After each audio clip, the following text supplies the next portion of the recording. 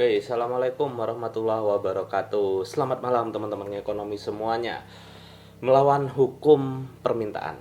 Ya, sebenarnya konten kali ini adalah untuk menjawab pertanyaan tentang bang, kalau misalkan Idul Fitri itu kan harga barang-barang naik, ya kan? Tapi permintaan kok tetap naik? Bukannya hukum permintaan itu ketika harga naik, permintaan kan harusnya turun.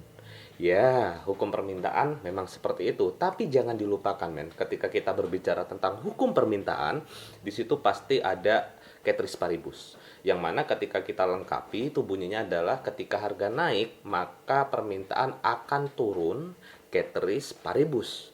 Begitu juga sebaliknya, ketika harga turun, maka permintaan akan naik, ceteris paribus. Apa sih ceteris paribus itu? Nah, kalau misalkan ceteris paribus ini dihilangkan, maka banyak nih yang akan bilang bahwasanya melawan hukum permintaan atau hukum permintaan itu nggak berlaku. It's fine ya. Kalau misalkan ceteris paribus itu nggak di-includekan, nggak diikutin.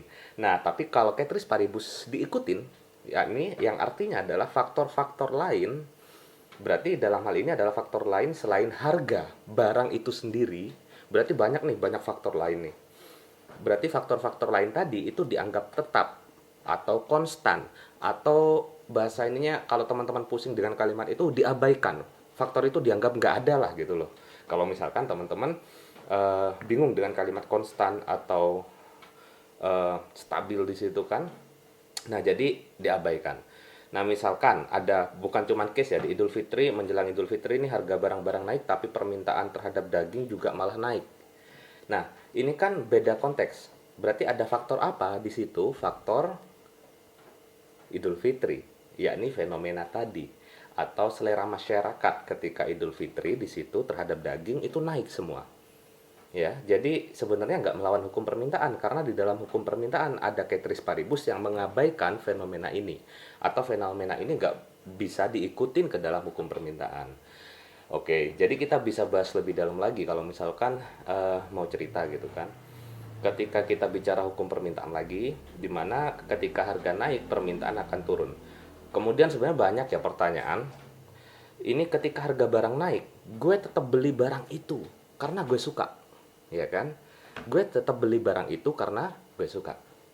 Sekalipun berapapun harganya, gue gak akan mengurangi permintaan terhadap barang tersebut. Misalkan cangkir kopi nih 10.000, oke, permintaan cangkir kopi 10.000, kemudian naik ke 20.000. Gue beli nggak? Beli karena suka, ya. Nah, suka di sini itu adalah selera konsumen. Nah, selera kayak atau apapun itu dianggap nggak ada. Jadi kalau misalkan nggak ada selera, ya, ceteris paribus nih ya, selera ini diabaikan, maka ketika harga barang itu naik, maka permintaan akan turun. Ceteris paribus. Oke, fine ya, deal di sini. Nah, jadi faktor-faktor yang lain itu dianggap tetap konstan atau diabaikan aja karena ceteris paribus ini. Andai kata di dalam hukum permintaan tidak ada kata-kata ceteris paribus, nah baru bisa dikatakan melawan hukum permintaan. Dan hal ini digambarkan juga toh dalam hukum permintaan itu sendiri pada kurvanya. Kalau misalkan hanya dipengaruhi oleh harga barang tersebut, kurva tersebut akan bergerak dalam inline satu garis.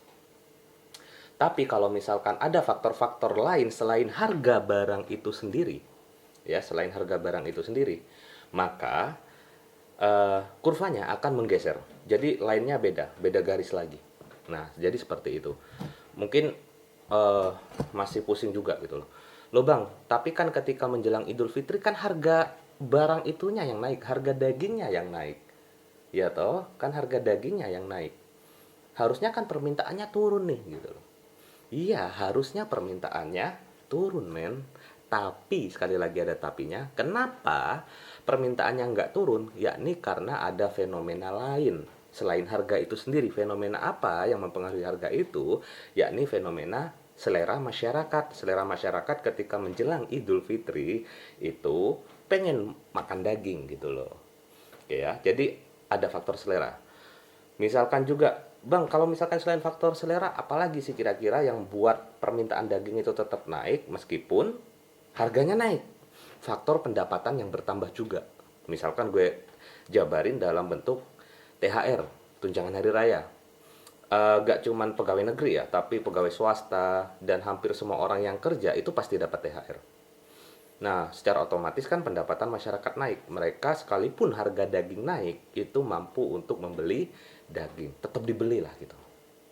Oke, ya semoga sedikit mencerahkan. Sebenarnya banyak yang bilang, bahkan ketika gue diskusi gitu kan, sebenarnya hukum permintaan itu nggak berlaku terus kok. Ya sebenarnya gitu loh, nggak berlaku terus kalau misalkan Ceteris Paribus itu dihilangkan. Tapi nyatanya dalam hukum permintaan kenapa dia bisa jadi hukum? Karena melekat Ceteris Paribus ini, gitu loh, melekat Ceteris Paribusnya. Jadi itu penting banget ya teman-teman, eh Ceteris Paribus itu gitu loh. Bisa hukum permintaan ini bisa nggak berlaku kalau misalkan lu ngabaikan Ceteris Paribusnya atau Ceteris Paribusnya kamu hilangin. Karena arti dari Ceteris Paribus itu sendiri gue ulangin bahwasanya faktor-faktor lain selain harga barang itu sendiri dianggap tetap. So, banyak sih, bukan cuman pertanyaan dari siapa ini X ya, yang bilang kalau misalkan seperti itu hukum permintaan atau melawan hukum permintaan. Tapi banyak yang gue denger. Kalau misalkan gue suka, tetap gue beli nih barang itu, sekalipun harganya naik. Nah, itu karena ada faktor apa? Ya faktor di luar Ceteris Paribus tadi gitu loh. Yakni faktor selera gitu kan. Misalkan selera ini diabaikan, maka secara logis ketika harga naik gue pasti ngurangin jumlah pembelian. Misalkan saya punya uang 10.000, beli es ya, beli es 10.000, dapat dua karena harga esnya 5.000. Ketika esnya naik jadi 7.000, secara otomatis gue cuman mampu untuk beli satu doang deh gitu loh, karena sisanya mungkin gue bisa buat beli barang yang lain. Nah, secara logika kan seperti itu.